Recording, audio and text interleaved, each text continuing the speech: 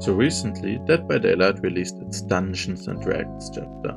This new chapter included Vecna, the Lich Killer, 2 elf bards as survivors, and a fancy brand new map. The new map is called Forgotten Ruins, and it is the entity's recreation of Vecna's dungeons and its surroundings. At the time of writing this, I used a map offering to go there almost every match, though I got Shattered Square too a few times because they share a map offering. Today I've been going over my thoughts of the new map, what I like, what I dislike, and yeah. I will not be going over bugs, cause I'm confident behavior will fix them soon anyway. So alright, let's get into it. Walk through a dark field filled with nothing but old ruins, destroyed to the point where you can't even recognize what they used to be. In the middle of the field, you see an ominous tower standing tall above the ruins. You enter the tower and find nothing but a single staircase leading down. The downstairs area is built out of steady brown bricks, with only small signs of decay. Exploring this mysterious area, you find yourself in what appears to be a torture room, filled with several instruments designed to make prisoners suffer, and one big, dark cell. Suddenly, you see a creature from behind the bars of the cell, staring at you with one enormous eye. You run through a tunnel, only to find yourself closer to the entrance again. This time in a corridor filled with standing, empty armors. Nobody is here, so you can't check the feeling that you're being watched. Walking down another staircase leads you to a room that looks unlike the others. A beautiful and well-maintained library with thousands of books, put orderly in several bookshelves. The ceiling seems to be a projection of a beautiful night sky, emitting the light for this room. This makes the map sound pretty cool. However, then you have to realize that the first 2 sentences describe over half the map. Over half of the map is just an upstairs, outside area filled with clutter, and yeah, I think the visual design is a good point to start. As I said earlier, the downstairs looks amazing. It is detailed yet easy to understand, and you can learn the basic layout pretty quickly. It's definitely a 10 out of 10. Now the upstairs, you know how Shattered Square looks like, right? No, I mean the new version. Imagine that, but without any buildings. Well, besides shack. Yeah, that's practically this map. The upstairs is incredibly boring. The only thing it has going for it is the tower and one portal which is technically part of the tower. It's the most boring part of, honestly, any map in Dead by Daylight in my opinion. It doesn't even have hills or small buildings or anything to spice it up. It's just a plateau with clutter. Oh, also something that kind of weirds me out is that both basements spawn in the outside upstairs area. Like one is in shack, of course I understand that. But the other one is just like on the same side of shack, in the back, and just there. It looks really random and out of place. I feel like it would have been way better if they just put it in the torture room downstairs. Now, next up, how this map looks. This map is incredibly dark. It certainly feels darker than other maps like Macmillan Estate, and I don't know if it's because it's actually darker, or if like the dark clutter creates like a contrast of it being dark. It's so dark, I never thought about using filters in the past, but this map made me genuinely consider it. The visual design of the entire upstairs area is really not that great in my honest opinion. But hey, at least it makes up for it with great gameplay, right? Not really. First, let's talk about the ways you can get from the dungeon to the outside area and vice versa. There are 2 ways to switch layers. Either you can use a central staircase or you can use a portal. The staircase is self-explanatory. The portals are not. The map has 3 one-way portals consisting of 1 entry portal and 1 exit portal each. One entry portal is upstairs on the back of the tower and leads to the middle of the downstairs area. The other two entry portals are downstairs, one in the library and the other one in the torture chamber. Each one can lead to an exit portal near Shack or an exit portal near the other basement spawn. Which one of these entry portals lead to which exit portal is random, but it's consistent throughout the entire match. So if the library portal leads to the portal next to Shack, it will always lead to that portal throughout the entire game. Something else to note is that survivors can actually be grabbed when they use a portal, however the timing for that is rather difficult. Why do portals suck? Well, first off, they are not directly above each other. This means that you cannot listen to the terror radius to determine how far away the killer is. The killer could just suddenly come out of an exit portal if you are close to one, even if the killer radius is not very loud. This is not helped by the fact that both upstairs exit portals are right next to generator spawns. The terror radius issue actually happens in the entire dungeon. As the killer's terror radius extends infinitely up and down, you cannot tell if the killer is about to come around a corner or if they are above you if you are in the dungeon. You could argue that there's a similar issue on the map Gideon Meat Plant. However, on that map the downstairs area has way better line of sight, and it actually has a bunch of stairs and drop downs that allow it for easy upstairs and downstairs movement. I think from my little rant on the terror radius, you could expect that I have to say this map is pretty killer-sided. When I played this as killer, I actually did a bunch of adapts and glyph challenges. I played this for a total of 13 games as killer, and 10 of them were games where I got a 4 kill or where I got a 3 kill and gave hedge. As for my results on solo queue Survivor, I played for 15 games. There was literally no game on this map where we got a 4 people escape. Over half of the games were a 4K, meaning that all 4 survivors died, and in even more I died and forgot to spectate, but it was like situations where only one person was left, or there were 2 people left and 4 gens left, so it's unrealistic that I would have survived. And if you want the exact statistics, I have all my games with timestamps linked in the description, so you can go and watch them for yourself.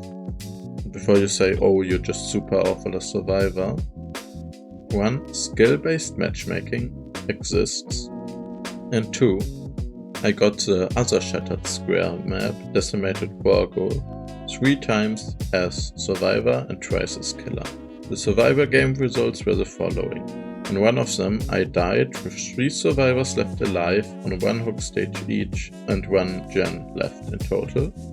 In the another one we got a 2 people out, and in one we got a 4 people out. Killer game was a 4 people out and a 3k where I gave hedge. So I would say I'm not that awful on Survivor and I'm not that great on Killer either.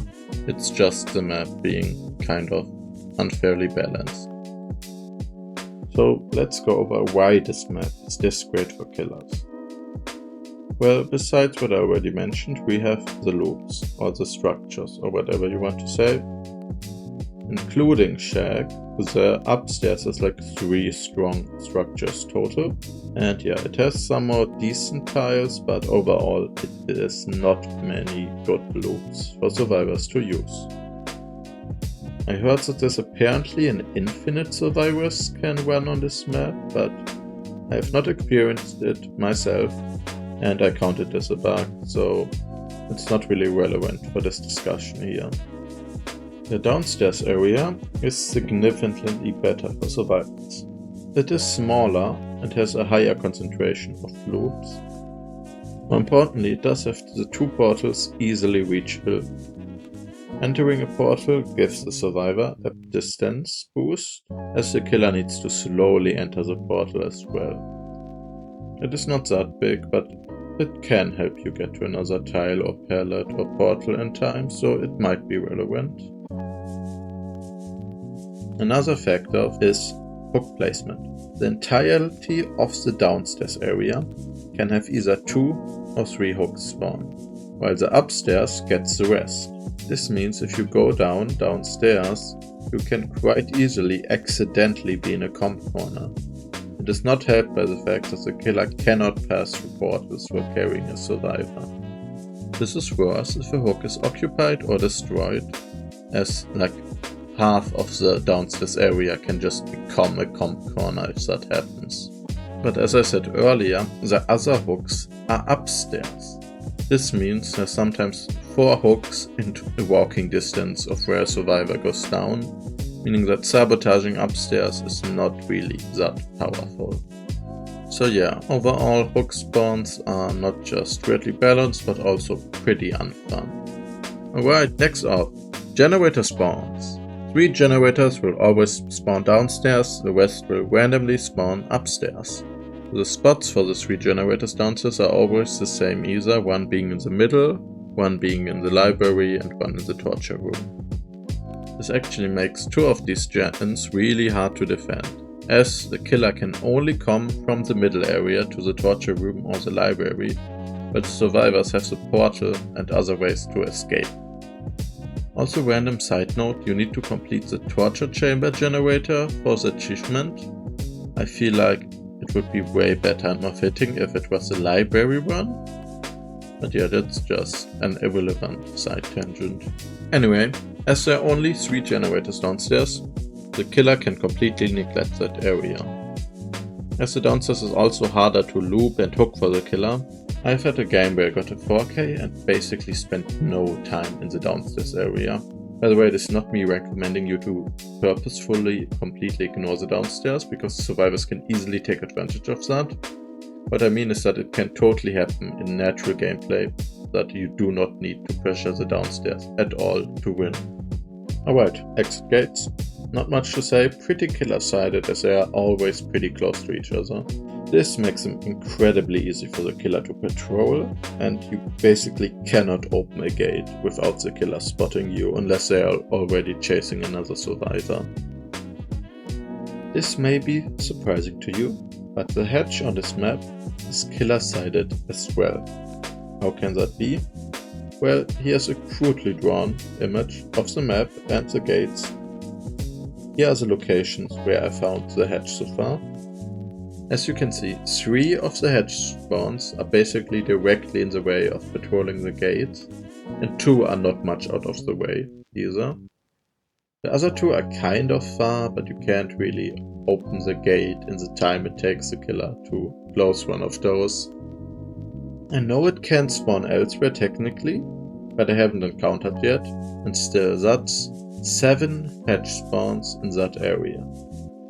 This is incredibly bad for survivors, as the killer can not only close the hatch without giving up the gates, the killer can also protect from a key escape without neglecting the gates either, making it incredibly easy for the killer to get a 4K without slugging for it after the 3K.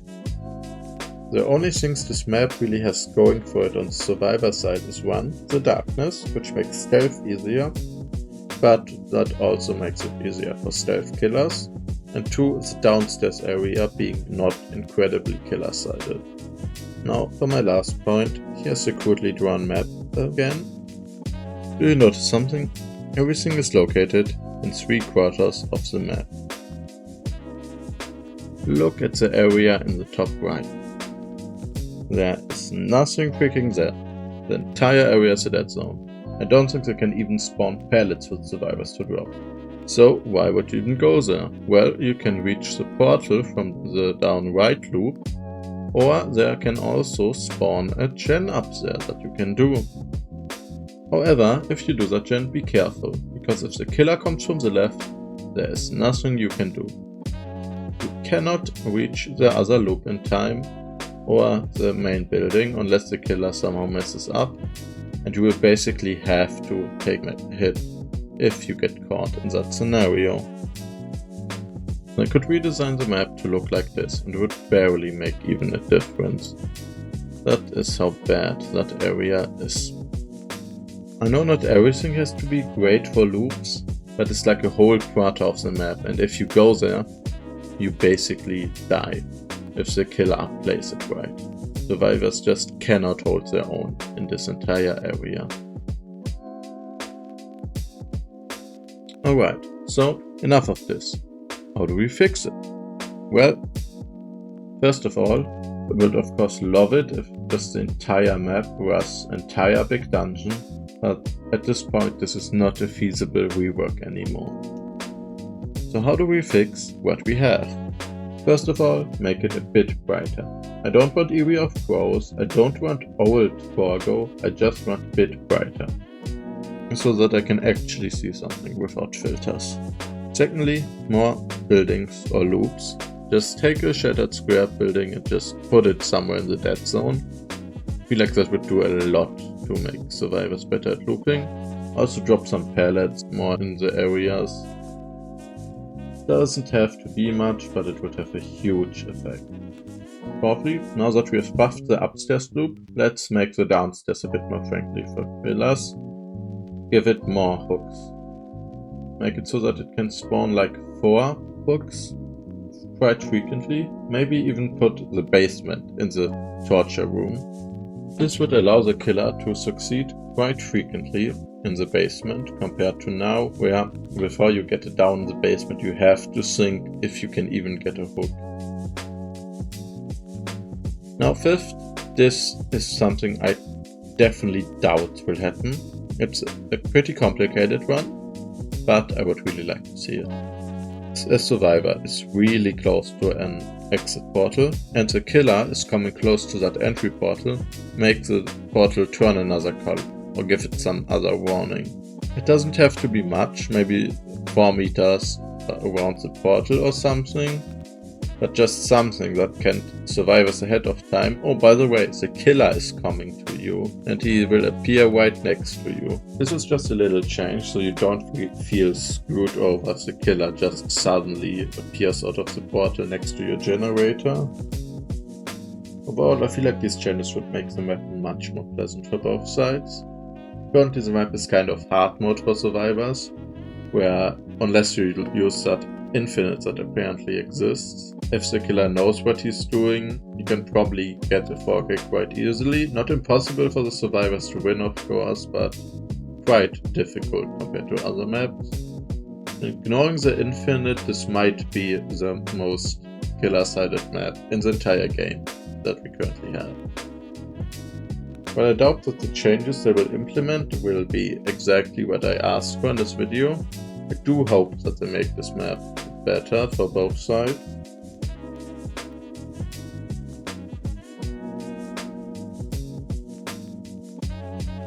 And that's it. This is my first quote-unquote real video. I didn't mean for my first video to be so negative, but this is just a topic I thought of and couldn't get out of my head, so I made a video about it. If you have feedback, please leave it down in the comments. And if you would like to see me more, you could either subscribe or you could also follow my Twitch. I currently play Paper Mario, but I will be playing some more Dead by Daylight soon. I hope to see you there, hope you enjoyed. As I said, please leave feedback and notes in the comments and have a good one. Goodbye!